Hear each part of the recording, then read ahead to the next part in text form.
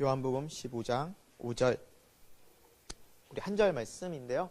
우리 다 함께 합독하도록 하겠습니다. 같이 한번 읽겠습니다.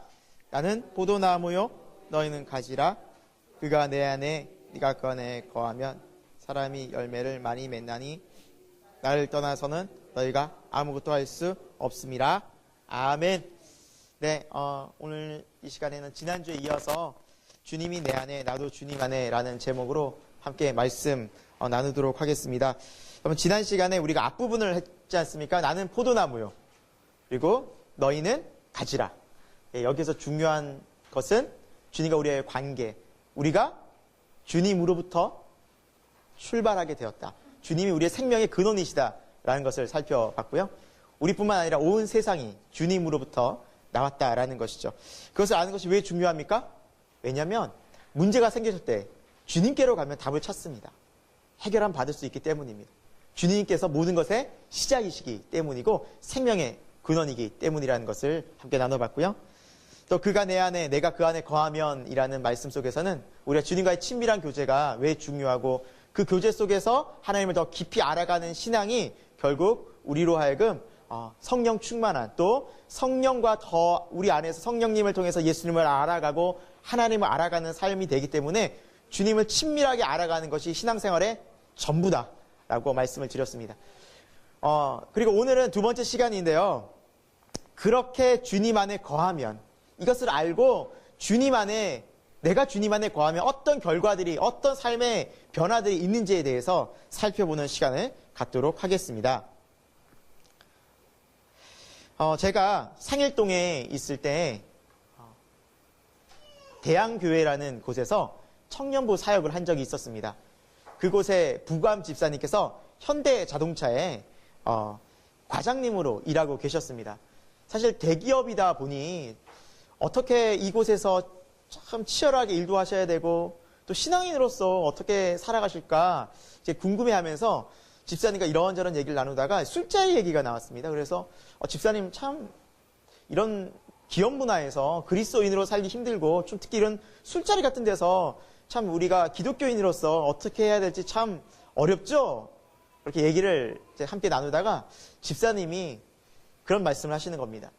참 힘들고 어렵다라는 것이죠. 그럼에도 불구하고 본인이 그리스도인으로서 또 집사로서 어떻게 살아가는 것이 하나님의 선한 또 주님의 제자일까라는 것을 고민해 봤을 때 자신이 그리스도인인 것을 분명히 드러내고 신앙의 이유 때문에 자기는 이 술자리에서 술은 받겠지만 술은 마시지 않겠다는 그런 결단을 나름 내리고 그렇게 술자리에 임했다고 합니다.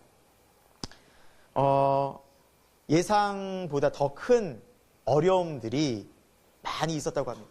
심지어 너는 뭐 이렇게 상사도 많잖아요. 뭐 상무님도 있고 거기에는 뭐 이제 뭐 부장님도 있고 차장님이니까 이제 하대하는 거죠. 너는 이제 진급은 틀렸어. 너는 진급은 다 한 줄 알아. 이렇게 말씀하시는 분부터 시작해가지고 사회생활 그래서 어떻게 할 거냐 막 염려하고 결정적으로 야 너 여기 있지 말고 저쪽에 가서 찌그러져 있어. 구석으로 가서 여기 끼지도 말라고 저쪽 가서 있으라고 이렇게 밀어넣었다고 합니다. 그 속에서 참 힘들었다고 해요. 그럼에도 불구하고 자기가 그리스도인으로서 주님 있는 자녀로서 이게 쉽지는 않지만 어떻게 살아갈까? 어떻게 주님 여기서 어떻게 해야 합니까? 라고 기도하면서 그 시간을 보냈다고 합니다. 그런데 집사님이 그리스도인으로서 할 수 있는 일이 있었다고 또 하나님 그런 지혜를 주셨다는 겁니다. 뭐냐면 술자리가 다 마치게 되면 사람들이 집으로 가지 않습니까? 근데 이 집사님은 맨정신이잖아요. 술을 안 마셨으니까. 그래서 자기 차로 차장님, 부장님을 집으로 다 대리운전 역할을 해줬다는 겁니다. 어차피 술 드셨기 때문에 운전은 못 하시고 대리운전을 불러야 되는데 돈 번 거죠. 이 집사님이 다 대리운전을 편하게 해주니까 너무나 술자리 이후에 편하게 집으로 가게 되었다는 겁니다. 다음 날이 되면 집사님이 술 깨시라고 컨디션 이런 거를 이제 하나씩 앞에 부장님 책상에 빨리 숙취하시러 이렇게 술 깨시라고 숙취 음료를 확 주면서 이렇게 섬기는 모습을 가졌다고 합니다. 그러면서 이제 집사님이 섬기기 시작한 거예요. 술자리에. 그러니까 술자리를 안 나갈 수는 없으니 계속 그 자리에 가면 또 사실 구석으로 가서 이렇게 또 다시 술자리 끝나면 대리운전해주고 여러 번 하다가 이제 사람들이 이 집사님이 좀 다른데? 다른 그리스도인이랑 다른데? 라는 걸 느끼기 시작한 거예요. 그러면서 무슨 일이 벌어지냐면 이 집사님이 구석에 있다 보니까 혼자서 이렇게 이렇게 음식 드시고 계시는데 차장님, 부장님 한 명씩 찾아와서 술 먹고 괴로우니까 자기 마음에 있는 진심을 토로하는 거예요. 그러면서 고민 상담을 하기 시작하는 겁니다. 가정에 문제가 있어 사실. 너 교회 다니지? 야, 이걸 어떻게 해야 돼? 그러면서 집 문제, 가정 문제, 개인사 문제를 막 꺼내기 시작하는데 정말 좋은 집에 살고 부유하지만 다 문제들이 너무나 많은 거예요. 가정은 다 어렵고 자식 문제 때문에 답답해서 어디 얘기할 데도 없으니까 술 먹고 그 진심을 이 집사님께 막 얘기하는. 하나님은 뭐라고 하시는데 이런데 날 위해 기도 좀 해줘. 이러면서 자신의 아픈 상처들을 고민해 드리고 그리고 고민을 해결해 드리고 들어드리고 같이 기도해 드리는 한쪽에서는 술자리가 벌어지고 한쪽에서는 이게 힐링의 치유가 있고 막 이런 모습들이 있으면서 이 집사님이 내가 그리스도인으로서 어떻게 하면 주님의 말씀대로 살까를 고민하다 보니 주님이 이런 지혜를 주시고 이런 길을 열어주시는구나 라는 것을 알려주셨고 깨닫게 해주셨고 그렇게 살게 해주셨다는 간증을 들은 적이 있습니다.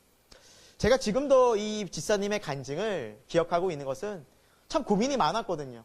많은 분들이 그런 고민 상담을 하고 목사님 회식 자리에서 술자리에서 또 세상에서 그리스도인으로 살기 너무나 어렵습니다. 어떻게 살아야 합니까?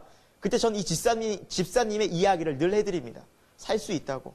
우리가 그리스도인으로서 정말 거룩한 삶을 빛된 자녀의 삶을 살 수 있다고. 우리가 그렇게 살면 하나님이 반드시 도와주실 거라고. 우리 살아보자고. 그렇게 권면하고 또 이 집사님이 좋은 롤 모델이 되어서 이야기를 계속 해주고 있습니다. 여러분 어떠십니까? 이 집사님의 삶을 통해서도 그렇고 우리가 세상을 나아갈 때, 세상을 살아갈 때 참 어렵죠. 어떻게 살아야 할지 실제적인 고민도 많이 있고 관계 속에서 또 어떤 자리 속에서 일 속에서 그곳에 어떻게 우리가 주님의 자녀가 될까? 길이 있다라는 것이죠. 주님이 함께하면 그곳에서 주님은 우리에게 지혜와 믿음과 용기를 주신다는 것이죠. 성경은 이것을 열매라고 합니다. 주님이 우리 안에 거하고 내가 주님 안에 거하면 너희가 많은 열매를 맺나니 빛의 자녀는 이런 열매들을 맺는 삶을 살아갈 수 있다는 것입니다. 오늘 그 부분에 대해서 우리 함께 살펴보겠습니다. 하나님이 주신 열매가 어떤 특징이 있고 또 어떤 종류가 있는지 함께 우리 살펴보도록 하겠습니다. 한번 따라서 해볼까요? 사람이 열매를 많이 맺나니 네, 주님이 우리에게 주시는 축복의 삶입니다. 우리가 주님 안에 거하고 주님이 우리 안에 있으면 열매를 많이 맺는다 약속하셨습니다. 먼저 어떤 열매들을 맺는지 열매 종류에 대해서 우리 한번 살펴보겠습니다. 첫 번째는 성경이 약속한 열매입니다. 성령의 열매가 있습니다. 여러분 잘 알다시피 갈라디아 5장 22, 23절에는 우리에게 이런 열매를 약속하고 있습니다. 우리 같이 한번 읽어보겠습니다. 오직 성령의 열매는 사랑과 희락과 화평과 오래 참음과 자비와 양선과 충성과 온유와 절제니. 아멘. 성령님이 우리 안에 거하시고 예수님을 믿는다는 것은 지난 시간에 살펴봤듯이 성령님이 우리 안에 거하신다는 겁니다. 그럼 우리 삶의 내면에 변화가 일어납니다. 내면에 우리 인격의 성숙이 일어납니다. 이것이 자연스럽게 일어납니다. 그리고 제가 언제 한번 이 설교를 하니까 어떤 청년부의 한 지체가 이런 질문을 해요. 목사님, 혹시 이 성령의 열매가 다 열리게 됩니까? 아니면 부분적으로 몇 개만 열립니까? 다 열립니다. 모두 다 열립니다. 부분적으로 열리지 않습니다. 어떤 부분적인 게 강할 뿐이지 모두 다 이런 열매들이 맺혀지고요. 예외 없이 열리게 됩니다. 우리의 힘이 아니기 때문입니다. 성령의 능력이기 때문입니다. 여러분 믿으시기 바랍니다. 이런 능력들이 우리 안에서 계속해서 우리 인격의 변화, 성숙의 변화로 나타납니다. 결국 성령님께서 우리로 원하시는 삶은 바꿔가시는 삶은 예수 그리스도를 닮아가는 삶입니다. 궁극적으로는 예수 그리스도를 닮은 그리스도인으로 우리를 계속해서 만들어 가신다는 것입니다. 여러분 예수님을 믿게 되면 삶의 모든 문제가 순식간에 없어지지 않습니다. 그대로입니다. 변하는 거 하나도 없는데 내가 바뀌다 보니 내가 이 가운데서 내가 변하다 보니 이것을 할 수 있는 힘과 능력이 생긴다는 것이죠. 그것이 바로 예수님을 통해서 나타나는 변화입니다. 그 모든 고난 속에, 어려움 속에 주님 우리와 동행하시고 내 안에 사랑과 화평과 오래 참는 그 인내함을 통해서 하나님이 넉넉히 이 상황들을 이길 수 있게 바꿔 가신다는 겁니다. 그것이 바로 열매의 능력입니다. 주님은 우리를 온실안의 화초로, 온실안의 꽃으로 만드는 것이 아니라 들꽃으로, 바깥의 모진 비바람과 많은 풍파 속에서도 넉넉히 견디는 그러한 그리스도인으로 만들어 가신다는 사실입니다. 여러분, 우리가 믿음의 선조들을 보면 성경에도 보면 다 그렇지 않습니까? 아브라함도 주님이 부르셨을 때 자신의 고향과 친척집을 떠났습니다. 이것은 여러분 생활의 안정을 누리다가 불안정한 곳으로 간 것입니다. 요셉은 어땠습니까? 아빠의 품에서 형제들의 품에 있다가 가족을 떠나 버림받아서 애굽으로 갔습니다. 꼭 이상하게 주님을 믿게 되면 계속해서 주님은 계속 우리가 원치 않는 상황으로 만들어 가십니다. 고난이 찾아오고 어려움이 찾아올 때가 분명히 있습니다. 출애굽한 백성들은 어떻습니까? 오히려 애굽이 더 안정적이었다고 그들은 불평하지 않습니까? 출애굽해 보니 먹을 것도 없고 이 광야에서 우리를 어떻게 살라는 것입니까 하나님? 라고 말씀하실 정도로 고난의 광야가 펼쳐집니다. 그러나 공통된 현상이 있습니다. 주님이 그곳에서 우리를 계속해서 변화시켜 나간다. 훈련시켜 나간다는 사실입니다. 우리 안에서 거룩한 하나님의 사람으로 바꿔나간다는 것이 바로 성령의 능력인 줄로 믿습니다. 내가 바뀌고 보니 헤쳐나갈 수 있는 것입니다. 내가 변하고 보니 이것들이 감당할 수 있게 된다는 것이죠. 성령의 열매에 대해서는 저희가 작년 7월과 9월 2달에 걸쳐서 많이 다뤄왔기 때문에 오늘 이 정도 하고 다음 열매로 가도록 하겠습니다. 자, 첫 번째 성령의 열매, 두 번째 빛의 열매가 있습니다. 성경에는 우리가 빛의 열매를 맺게 된다고 말씀하고 있는데요. 에베소서 5장 8, 9절을 우리 같이 한번 읽어보겠습니다. 너희가 전에는 어둠이더니 이제는 주 안에서 빛이라. 빛의 자녀들처럼 행하라. 빛의 열매는 모든 착함과 의로움과 진실함에 있느니라. 아멘. 우리가 이제 그리스도인으로서 살아갈 때 어둠의 삶을 등지고 떠나서 빛 가운데로 나오게 됩니다. 빛의 자녀들처럼 행하는 모습은 바로 착함과 의로움과 진실함이라는 이런 빛의 열매들이 맺혀지는데요. 제가 이거 원문을 좀 찾아봤습니다. 착함, 아가도시네라고 합니다. 헬라어 원문에는 도덕적인 탁월함을 의미합니다. 그러니까 도덕적 수준을 뛰어넘는 탁월한 수준의 도덕의식을 가진 상태를 의미합니다. 보통 착한 게 아니라는 거죠. 두 번째, 의로움입니다. 디카이 오시네라는 이 말은 공의로움으로 행동을 올바르게 하는 상태. 근데 공의로움으로 마음이 똘똘 뭉쳐서 그것을 행동으로 옮기는 정의로운 행동을 하는 상태라는 것을 의미합니다. 이것이 의로움입니다. 세 번째, 진실함의 열매. 알레세이아, 변하지 않는 신실하고 확고한 상태. 그러니까 이 모습을 딱 보면 저 사람은 항상 변함없어. 꾸준해, 성실해, 뭔가 진실함이 계속 이어져. 바로 이 모습들이 예수 그리스도의 모습들인데 이 모습이 우리에게도 나타난다는 것이죠. 여러분, 오늘 우리 한국교회, 우리 그리스도인을 바라보는 우리도 그렇고 세상의 눈이 어떤지 아십니까? 많은 여론조사에 보면 종교에 대한 신뢰성을 조사하는 조사가 매해 나옵니다. 불교, 카톨릭, 우리 개신교.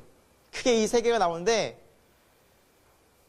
한 7, 80년대는 개신교가 거의 이제 1위를 차지했다고 보면 최근 2000년대 들어서는 순서가 어떻게 되면 카톨릭, 불교, 개신교. 신뢰도가 이렇게 완전히 역전이 됐어요. 무엇보다 카톨릭과 불교는 비슷해요. 근데 개신교는 절반도 못 미쳐요. 그들의 신뢰도에. 그 정도로 신뢰도가 바닥이라는 거죠. 시민들에게 물었다고 합니다. 교회가 가장 회복해야 할 것이 무엇입니까? 라고 일반 시민들에게 물어봤대요. 그 중에는 기독교인 있을 테고 또 비기독교인도 있었을 텐데 그들이 가장 원하는 일반 시민들이 교회 바라는 첫 번째가 윤리, 도덕, 회복입니다. 교회가 못 믿을 곳이 되었다는 겁니다. 목사들 못 믿게 하는 그리스도인 이제 못 믿겠다는 겁니다. 심지어 10명 중에 8명이 기독교인에 대해서 불신을 한다고 합니다. 아니, 왜 이럴까요? 빛의 열매가 예수님 안에 거하면, 우리가 주님과 함께하면 반드시 맺혀진다고 성경은 약속했는데 왜 이렇게 우리는 빛의 열매가 없을까요? 착하고 거룩하고 의로운 삶이 왜 우리에게는 사라지고 있을까요? 바꿔 말하면 우리가 주님과 함께하는 삶을 소홀히 여기고 놓치고 있는 것이 아닌가라는 생각을 해봅니다. 거기로부터 다시 한번 돌아가야 우리가 주님과의 교제를 회복해야만 우리가 다시 회복을 이룰 수 있다는 생각이 듭니다. 다른 교회 우리 생각하지 맙시다. 우리 근처에 있는 큰 교회, 물론 뉴스에는 그런 교회들이 나오지만 그런 교회 우리가 어떻게 할 수 없습니다. 우리 교회 생각해 봅시다. 우리 새생명교회는 어떨까요? 우리 새생명교회 교우들은 어떤 교우가 되어야 할까요? 적어도 우리가 속한 공동체, 또 우리가 속한 사회와 가정에서는 우리가 어떤 모습의 그리스도인이 되어야 할까요? 저도 목사이지만 이 부분이 항상 도전이 되고 또 그렇게 살아야겠다는 생각이 많이 듭니다. 우리가 그렇게 살아가길 힘썼으면 좋겠습니다. 다른 사람이 아닌 우리 먼저 실천했으면 좋겠습니다. 여러분, 다시 한번 우리 안에 빛의 열매가 맺혀지기를 소망합니다. 우리 때문에 사람들이 예수 믿는 사람 다르다라는 것을 경험해 갈 수 있기를 간절히 소망해 봅니다. 세 번째는 새 생명의 열매가 있습니다. 성령님이 우리와 함께하면서 우리가 맺혀지는 열매는 새 생명의 열매입니다. 우리 고린도전서 16장 15절 말씀인데요. 우리 같이 한번 읽어보겠습니다. 형제들아, 스데바나의 집은 곧 아가야의 첫 열매요 또 성도 섬기기로 작정한 줄을 너희가 아는지라 내가 너희를 권하노니. 네. 바울은 스데바나 집을 향해서, 이 스데바나라는 사람이 사는 그 가정을 향해서 아가야의 첫 열매다라고 말씀하고 있습니다. 여기에서 열매는 새롭게 신앙생활을 한 새신자라는 것을 얘기합니다. 새 생명인 거죠. 첫 열매라고 설명하고 있습니다. 하나님께서 이렇게 우리가 복음을 전할 때 예수 그리스도를 통해서 복음을 듣는 사람들 중에는 새 생명이 태어나고 새 생명으로 그리스도인이 되어서 신앙생활을 하는 사람들이 반드시 생긴다라는 것입니다. 그런데 감사한 것은 이들의 모습이 오늘 말씀해 보니까 성도 섬기기를 작정한 줄을 너희가 아는지라라고 말씀하고 있습니다. 믿은 지 얼마 안 됐는데 이분들의 모습이 섬김의 모습이 나타나는 거예요. 아까 전에 우리 본 것처럼 막 이 열매들이 나타나는 거예요. 생명의 열매들이 나타나는 거예요. 성령의 열매들이 나타나서 어떻게 섬길까, 어떻게 주님의 자녀로서 이렇게 살아갈까라는 모습으로 변화된다라는 것이죠.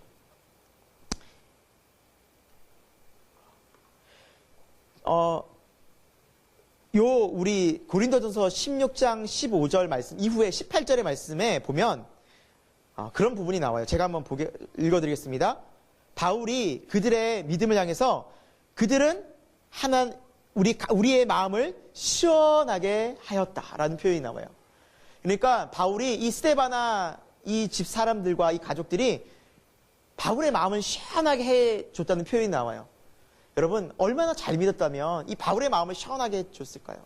믿은 지 얼마 안 됐는데. 그런 생각을 해봤습니다. 여러분, 신앙생활은 어떻게 하느냐가 중요하겠더라고요. 오래 믿었거나 내가 직분을 가진 것이 하나님을 기쁘시게 해드리는 것이 아니라 진짜 섬기면서, 진짜 충성하면서, 열매 맺으면서 그것들이 정말 하나님의 마음을, 이 바울의 마음을, 교육자의 마음을 시원하게 해준다라는 것이죠. 여러분, 우리가 복음을 전할 때 이런 새 생명을 통해서 놀라운 은혜를 경험하게 되는 것을 우리가 경험하게 될 것입니다. 여러분, 그래서 복음은 증거되어야만 합니다. 왜?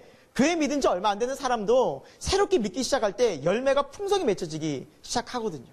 그 모습이 우리들로 하여금 도전이 되고, 그리고 그것들이 교인들의 마음을 풍성하게 만드는 것을 경험하게 된다는 것이죠. 여러분, 이런 질문을 한번 드려보고 싶습니다. 혹시 나를 통해서 누구 한 사람이 전도가 되고, 그리고 나를 통해서 그 한 사람이 믿게 되어서 이렇게 열매를 맺어서 그 한 사람을 볼 때 마음이 정말 시원하고 와, 정말 저 사람이 저렇게 믿게 될 줄은 정말 몰랐는데 너무너무 감사하다라는 그 한 영혼이 있습니까? 여러분을 통해서 변화된 한 영혼이 있으십니까? 여러분, 이것이 더 중요한 것 같습니다. 예수님을 믿으면 주님과 함께하면 새 생명의 열매가 나타나고 하는데 우리에겐 그런 새 생명의 열매가 있냐라는 것이죠. 나를 통해서 이렇게 누군가 열매를 맺게 되고 그 열매를 통해서 이 사람이 변화되어서 다른 사람들에게 영향을 미치는, 여러분, 말씀을 보니까 예수님께서 교회에게, 우리에게 하신 말씀이 이거더라고요. 우리 같이 한번 말씀을 읽어보겠습니다. 읽겠습니다. 그러므로 너희는 가서 모든 민족을 제자로 삼아 아버지와 아들과 성령의 이름으로 세례를 베풀고 내가 너희에게 분부한 모든 것을 가르쳐 지키게 하라. 볼지어다 내가 세상 끝날까지 너희와 항상 함께 있으리라 하시니라. 아멘. 마지막에 예수님께서는 승천하시면서 제자들에게 이 비전을 주셨어요. 마지막 이 지상 명령을 해주셨어요. 뭡니까? 모든 민족을 제자 삼으라는 거예요. 열매 맺으라는 거예요. 새 생명이 열매 맺으면서 너희들이 가서 증거하라는 거예요. 와, 제가 이 말씀이 어느 순간 제 마음속에 들어오기 시작한 이후에 교회 비전은 이것이구나. 아니, 우리 교회 비전이 아니라 모든 교회 비전은 이것이어야 되는데 왜 교회가 여기에 왜 집중하지 않을까라는 생각을 해봤습니다. 교회는 사람을 살리는 곳이고 사람에게 복음을 전하는 곳이고 제자를 삼는 곳이 되어야 되는데 어느 순간 너무나 분주하게 많은 일들을 하면서 정작 사람들이 놓쳐져 가고 있는 것을 보게 되었습니다. 그 사람들이 어떻게 제자 훈련을 되면서 마음으로 주님을 알게 되고 진심으로 주님을 만나고 정말 그들이 변화해서 열매 맺는 것을 도와줘야 되는데 그것이 아니라 그냥 교회에 출석하는 것으로 만족하고 헌금 내는 것으로 만족하고 일 시켜서 뭔가 이 프로그램 빨리 돌리는 것에 교회가 혈안이 되면서부터 교회는 이 열매의 모습들을 잃어가는 것이 아닌가.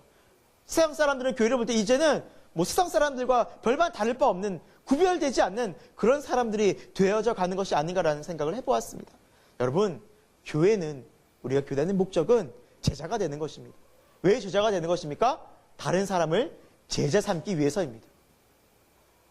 이것이 예수님이 우리 안에 오셨을 때 나타나는 진정한 변화입니다. 사도행전은 이게 전부입니다.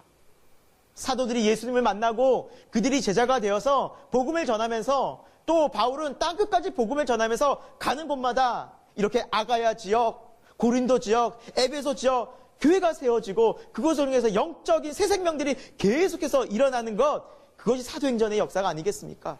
그것 외에 무엇입니까? 그리고 에베소서, 고린도 전후서 다 교회에서 우리가 어떻게 이렇게 영혼 구원과 계속해서 하나님을 믿는 자녀로서 열매 맺을 것인가에 대한 삶의 이야기가 아니겠습니까?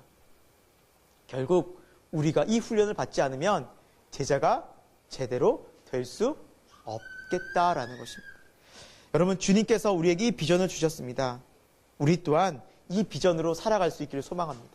올 한 해 예수님 내가 안에 거하면 주님이 반드시 이 비전을 우리에게 품게 해주십니다.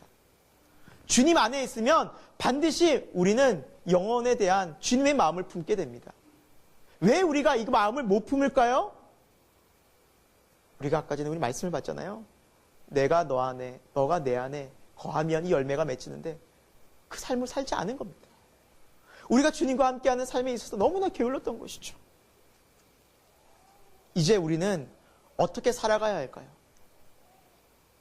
이 열매를 우리가 어떻게 할 때 잘 맺어갈까요? 이제 이 세 가지 열매를 우리가 어떻게 하면 맺을 수 있을지 열매의 특징에 대해서 한번 살펴보도록 하겠습니다. 이 열매를 맺는 일에 이제 우리는 집중해야 합니다.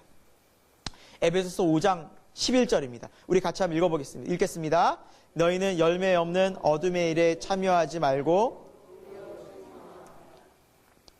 주님이 우리에게 함께하면 그리스도인으로서 정말 많은 열매를 맺고 믿은 지 얼마 안 되지만 성도를 섬기고 막 주님의 마음을 기쁘게 드릴 수 있는 그렇게 삶이 바뀔 수도 있는데 우리는 왜 안 그럴까? 성경은 이렇게 말씀합니다. 우리가 열매 없는 일에 많이 집중했다는 것입니다. 우리가 시간과 우리의 마음을 어디에 빼앗겼는가 한번 생각해 봤으면 좋겠습니다. 여러분, 열매가 가지에 맺히지만 사실 열매가 잘 맺히기 위해서는 가지치기를 잘 해줘야만 합니다. 그러니까 쓸모없는 가지는 잘라주죠. 그래서 열매 맺히는 가지에 집중할 수 있도록 해줍니다. 그때 열매가 잘 맺혀집니다. 마찬가지로 우리 신앙에 있어서도 신앙의 가지치기가 필요하다는 것이죠. 오늘 말씀처럼 우리가 열매 없는 어둠의 일, 성경은 어둠의 일이라고 말합니다. 중간이 없습니다. 빛 아니면 어둠입니다. 주님의 말씀의 빛 아니면 주님의 말씀이 없는 어둠이 있는 것이죠. 열매 없는 일에 우리가 시간을, 마음을, 돈을 빼앗기면서 살아갈 때는 열매가 나타나지 않는다라는 것입니다. 여러분, 이것이 얼마나 우리의 삶을 조몽인지 모릅니다. 정말 그렇더라고요. 저도 그 20대 후반에 전도사 시절입니다. 이렇게 교회 왔다 갔다 하면서 지하철에서 한번 핸드폰 게임 중에 골프 게임이 있었어요. 그냥 무료로 까는 골프 게임이 있었어요. 근데 재밌더라고요. 이렇게 직접 필드에 나가서 치지는 못하지만 골프 게임을 깔아서 한번 재미삼아 해본 적이 있었어요. 근데 이게 골프 게임을 하면서 점수가 쌓이고 업그레이드가 되면서 그거를 돈으로 바꿀 수 있게 돼서 골프채도 사고 좋은 골프 화도 사고 그 게임에서 그러면서 내가 골프 치는 게 더 재밌어지는 거예요. 나도 모르게 어느 순간 지하철만 타면 이걸 하고 있어요. 이걸 하고 있어요. 핸드폰 게임에 계속 이것이 사라지지 않으면 그 몇 개월 가는 거예요. 근데 어느 순간 하나님 그 마음을 주시는 거예요. 너 뭐 하고 있냐 지금? 너 지금 시간을 어떻게 사용하고 있냐? 그 깨달음을 확 주시는 순간 제가 그 자리에서 그걸 지워버렸어요. 어쩔 수 없구나. 나도 어쩔 수 없구나. 내 마음을 순간적으로 빼앗길 때 나도 모르게 이렇게 되는구나. 내가 이때가 아니지. 이럴 때가 아니지. 책 한 권 더 읽고 내가 그 시간에 정말 더 영적으로 훈련을 받아야 되는데 내 전도사가 뭐 하고 있나 하고 지웠던 기억이 납니다. 여러분, 예외 없어요. 목사님들 중에서도요, 스포츠에 빠지는 분도 있고요. TV 자주 보시는, 드라마에 자주 심취하시는 분도 있어요. 예외 없더라고요. 우리가 열매 없는 일에 내가 혹시 내 시간과 내 물질과 내 마음을 빼앗긴 일이 없는지 여러분 곰곰이 한번 점검해 볼 수 있길 바랍니다. 이것이 지혜입니다. 성경 우리에게 분명히 권고하고 있습니다. 열매 없는 어둠의 일에 참여하지 말고 도리어 책망하고 돌아서라. 너희가 왜 어둠의 일에 참여하면서 여전히 열매 없는 인생을 살아가고 있느냐. 열매 있는 일에 이제 집중해야 합니다. 여러분, 올 한 해 신앙의 가지치기를 하셔야만 합니다. 왜 열매가 없을까요? 생각해 보십시오. 다 이런 일에 빠져 있습니다. 예외 없습니다. 하나님 우리를 너무나 잘 알고 계십니다. 이 권면에 여러분 우리 집중할 수 있기를 바랍니다. 두 번째입니다. 열매의 특징, 힘든 환경을 잘 견뎌야만 합니다. 여러분, 열매가 잘 자라면 어떻습니까? 더운 뜨거운 태양, 비바람, 찬서리를 맞고도 끝까지 맺히는 열매가 끝까지 귀하게 사람들의 손에 들려지듯이 우리가 그리스도인으로 자라면서 우리 인생의 많은 고진, 여러 가지 어려움들 찾아온다라는 것입니다. 고난 있다라는 것입니다. 그 속에서 우리가 열매 맺을 수 있기 위해서는 순종하고 인내해야만 합니다. 자, 누가복음 8장 15절인데요. 우리 어떻게 열매를 잘 맺을 수 있을지 같이 한번 읽어보겠습니다. 좋은 땅에 있다는 것은 착하고 좋은 마음으로 말씀을 듣고 지키어 인내로 결실하는 자니라. 아멘. 어떻게 해야 열매를 맺을 수 있느냐? 잘 맺을 수 있느냐? 성경은 말씀합니다. 착하고 좋은 마음으로 뭘 들어야, 말씀을 들어야 돼요. 일단 우리의 삶에 열매가 맺혀지기가 멈추거나 안 맺혀질 때는 100% 말씀 듣는 자리를 어떻게 하면 사탄은 막습니다. 일단 교회를 나오지 못하게 하고요. 말씀 듣는 자리를 어쨌거나 막습니다. 왜? 말씀을 들을 때 깨닫거든요. 믿음은 들음에서 나고 들음은 하나님의 말씀으로 말미암느니라. 왜냐하면 듣지 않으면 믿음이 안 생기기 때문에 어쨌거나 사탄은 말씀을 듣는 걸 막습니다. 그런데 오늘 말씀을 들으니까 어떤 마음으로 말씀을 들어야 돼요? 좋은 마음, 열린 마음, 집중하는 마음. 그 말씀에 집중해야 합니다. 들을 때에도 말씀을 흘려 듣지 마시기를 바랍니다. 여러분, 우리가 더 뉴라이프를 매일매일 듣고 있지 않습니까? 어떤 분들은 틀어놓고 일하시는 분도 있고 어떤 분은 귀 기울여 듣는 분도 있습니다. 여러분, 귀 기울여 들으셔야 됩니다. 틀어놓고 듣는 것은 흘려 듣기 쉽습니다. 그것이 뭘 말하는지도 모릅니다. 그렇기 때문에 열매가 없을 가능성이 높습니다. 집중해서 들으시면 그 말이 내 삶 가운데 분명히 도전이 되고 그 삶이 바뀌어지기 시작할 줄로 믿습니다. 제가 더 뉴라이프를 듣는 많은 사람들을 만나고 있습니다. 우리 교인뿐만 아니라 말씀 공부를 하는 요즘 사람들을 만나보면 지지난주죠. 예수님을 영접한 한 자매가 있는데 그 자매는 더 뉴라이프를 계속 듣습니다. 근데 어떻게 듣냐면 집중해서 듣더라고요. 보니까.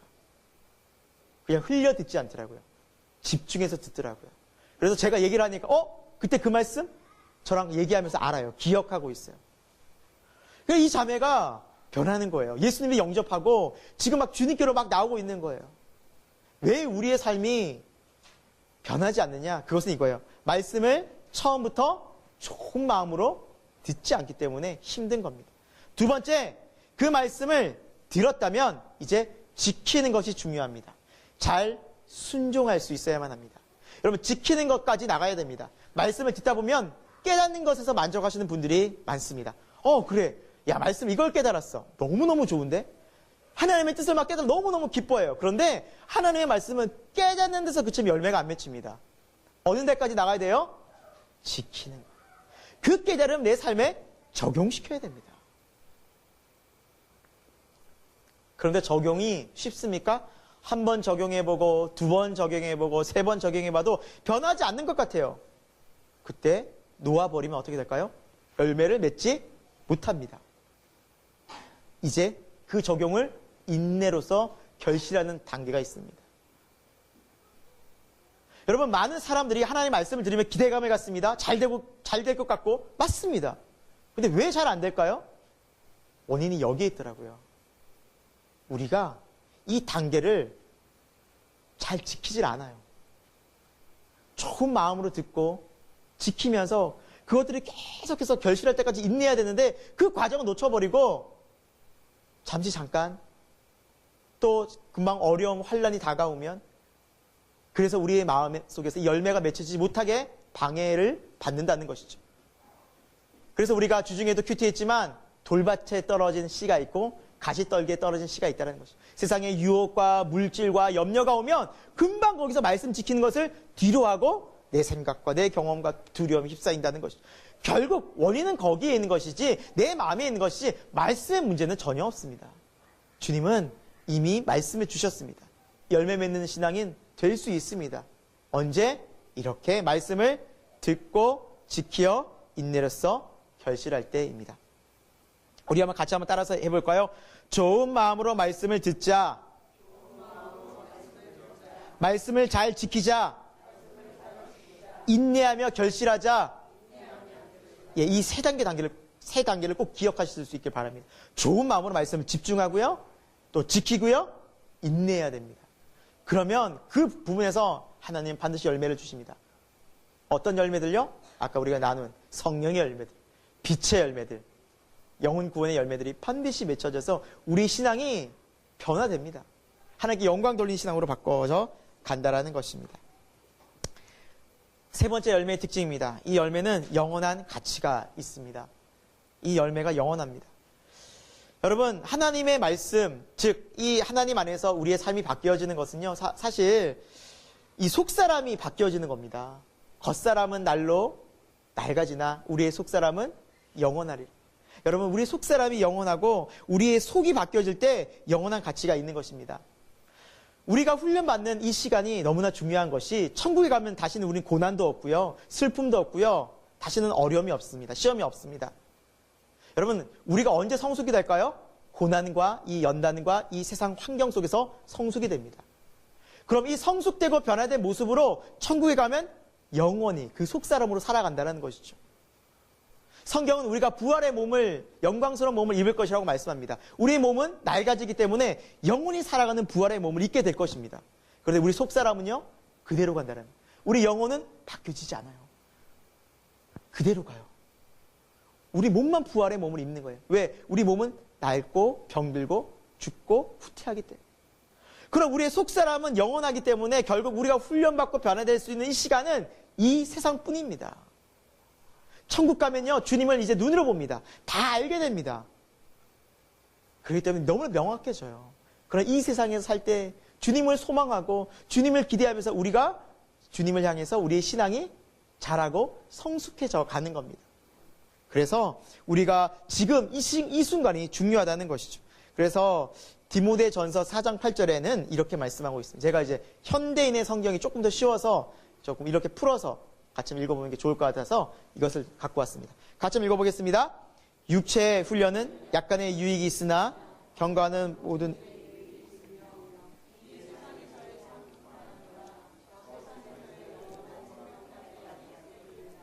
아멘. 여러분, 왜 우리가 경건에 이르길 연습하고 힘들지만 다시 말씀을 듣고 기도하고 주님 앞에 나오기를 힘써야 하느냐? 영원한 가치 때문입니다. 이 세상뿐만 아니라 영원한 생명까지 약속인 것은 바로 이것입니다. 우리의 속사람, 열매입니다. 열매만 영원하다는 것이죠. 정말 그렇습니다. 우리 안에서 변화된 우리 인격의 성령의 열매 영원히 이 상태로 가고요. 빛의 열매 영원히 가고요. 그리고요, 우리 영혼 구원의 열매 영원할 수밖에 없는 게 천국 가면 우리가 구원한 영혼들 볼 거 아닙니까? 우리가 복음 전한 영혼들 그들과 함께 할 거 아닙니까? 또한 그들도 영원하지 않겠습니까? 그렇습니다. 여러분, 주님이 우리에게 진짜 주고 싶은 삶은 바로 이 영원한 삶입니다. 영원히 열매 맺는 삶입니다. 나를 떠나서는 너희가 아무것도 할 수 없느니라. 여러분, 주님을 떠나서 정말 아무것도 할 수 없을까요? 이런 질문을 할 수 있지 않나요? 예수님 없이도 잘 먹고 잘 살고 부자 되는 사람 많은데요. 성공하는 사람 많던데요. 많죠. 많죠.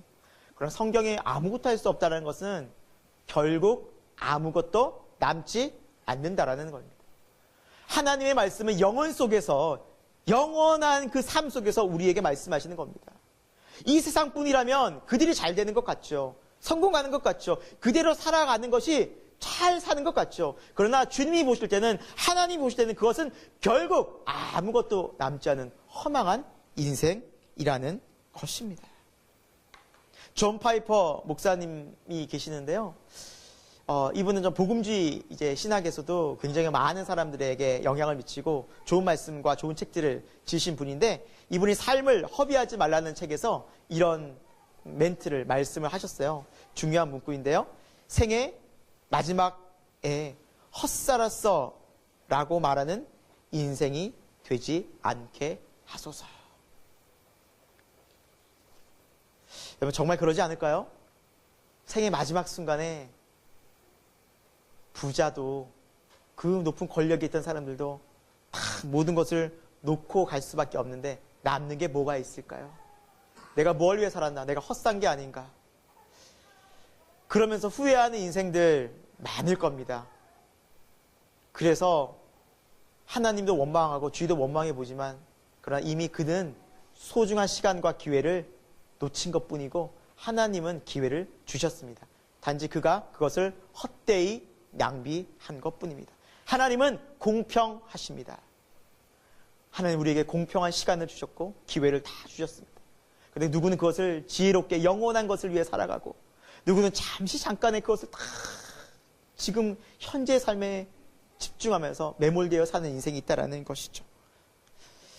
사랑하는 여러분, 예수님이 이렇게 말씀하십니다. 요한복음 6장 27절입니다. 같이 한번 읽어보겠습니다.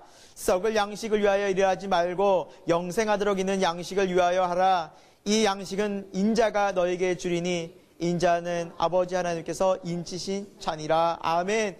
썩을 양식을 위해 일하지 말라라고 말씀하고 있습니다. 여러분, 우리가 세상에서 돈 벌고 직장 생활하고 성공하는 거 필요하죠. 그러나 그것이 목적이 되어서는 안 된다는 것입니다.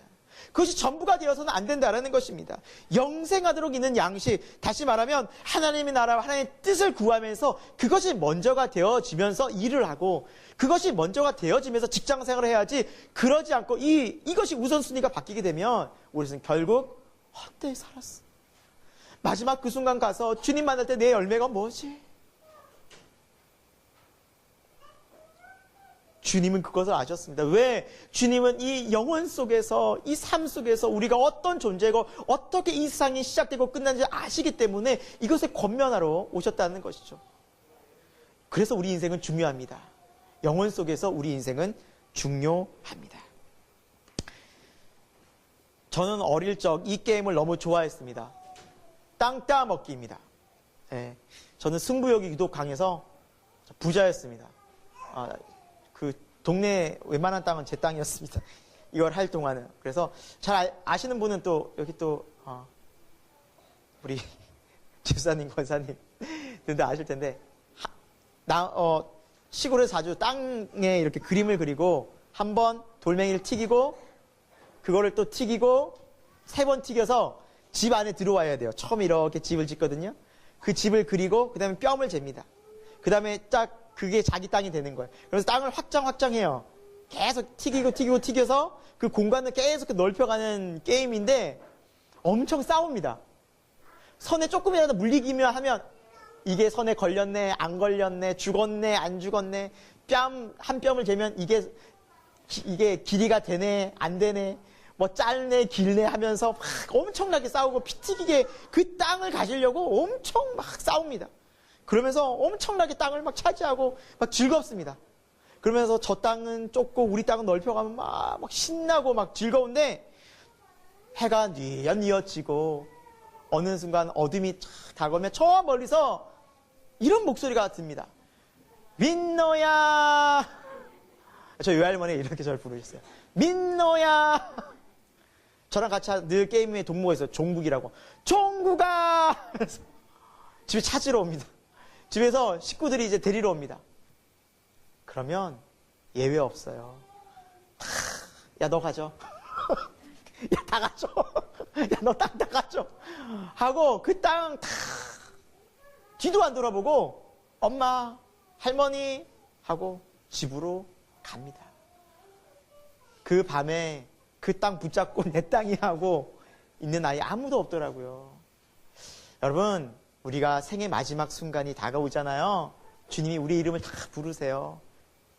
그때 내가 잡고 있을 게 뭐가 있을까요? 내가 붙잡을 게 뭐가 있을 것 같아요, 여러분? 건강이요? 뭘 붙잡아요, 뭘? 오늘 많은 세상이 그걸 말하고 있어요. 여러분, 건강 소중합니다. 미래를 위해서 노대책 투자하십시오. 여러분, 어떻게 불안해서 어떻게 살아가십니까? 세상에서 다분히 이렇게 살아가는 것에 매몰되게 만들어요. 아니에요, 여러분. 마지막 끝순간이면 그 모든 것이 아무것도 아닌 허망하다는 것을 알게 되는 그 순간이 와요. 주님이 우리의 이름을 부르실 때. 그때 어떻게 하실 거예요? 내게 남는 건 뭐 있는 거예요? 아무것도 없어요. 주님을 위해서 살아간 것, 하나님 나라를 위해서 살아간 것, 이 영원한 가치밖에 없어요. 열매밖에 없어요. 사랑하는 여러분, 주님은 이것 때문에 오셨습니다. 우리에게 영원한 것. 우리 작년 한 해 표였죠. 그런즉 너희는 먼저 그의 나라와 그의 일을 구하라. 그리하면 이 모든 것을 너희에게 더하시리라. 이 모든 것이 뭐예요? 뭘 먹고 살지, 어떻게 살지, 무엇을 하며 살지. 이거 주겠다는 거예요. 안 주겠다는 거 아닌데 거기에 우리가 집중하느라고 하나님의 나라와 하나님의 의, 이 영원한 썩지 않을 영원한 양식은 우리가 다 뒤로 한 채 살아간다면 우리의 1년, 2년, 3년, 수십 년은 결국은 우리도 헛살았어. 내가 왜 이렇게 살았지? 라는 후회하는 인생이 되지 않을까라는 것입니다. 우리 주님이 함께하는 인생은 지혜로운 인생입니다. 세월을 낭비하지 않는 인생입니다. 여러분, 무엇을 위해 살아야 할지. 하나님은 우리 모두에게 뭘 주셨어요? 달란트를 주셨어요. 여러분, 그 달란트를 혹시 땅에 묻고 지금까지 살아오지 않으셨습니까? 안 됩니다. 이제 그 달란트를 믿음 안에서 꺼내서 주님과 함께 이 달란트를 30배, 60배, 100배의 결실로 만들어갈 때 그것이 진정한 믿음의 신앙인이 될 줄로 믿습니다. 여러분, 주님은 이것 때문에 오셨습니다. 주님은 이것 때문에 우리를 부르셨습니다. 주님은 이것 때문에 우리를 제자로 삼아 주셨습니다. 우리 안에 이 믿음이 주님과 함께 할 때 이 믿음이 다시 한번 회복되어지는 올 2019년도가 되는 한 해가 되는 그런 소망이 있는 저와 여러분이 되길 간절히 원합니다.